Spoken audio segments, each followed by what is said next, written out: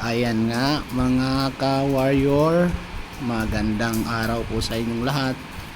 Ngayon po video na to ay magluluto po ako ng sinabawan dahil nag-request yung warrior namin ng may sabaw daw. Kaya ang nasisipan kong lutuin ay buto-buto. Ayan nga, inigisa ko ng maraming kamatis para medyo may lasa naman.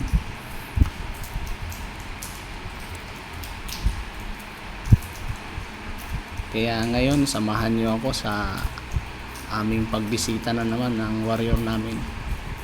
Ginawa ko pala dyan, ginas ko lang siya, then pinakuluan ko bago ko lagyan ng tubig. Dinuto ko muna sa sarili niyang katas para medyo malambot.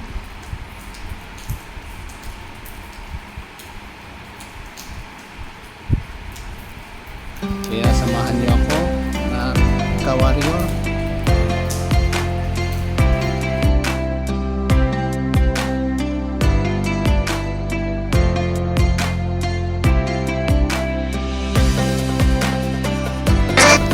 Dito pala guys, tinamihan ko yung asin kasi kulang nga ng sodium ang warrior namin, kaya kailangan nyo ng medyo maalat, kaya medyo marami ang iniasin ko yan. Ayan na nga guys, luto na yung buto-buto na ginisa. Nilagyan ko ng mais, saging at saka gulay na. Ayan na guys, ready na po para sa pagbisita namin warrior. Ayan na nga, kumakain na siya. At may sumama pala sa akin dyan na pinsan ng misis ko. Shoutout sa iyo, Padiruni Katubay. Salamat sa pagbisita sa warrior namin.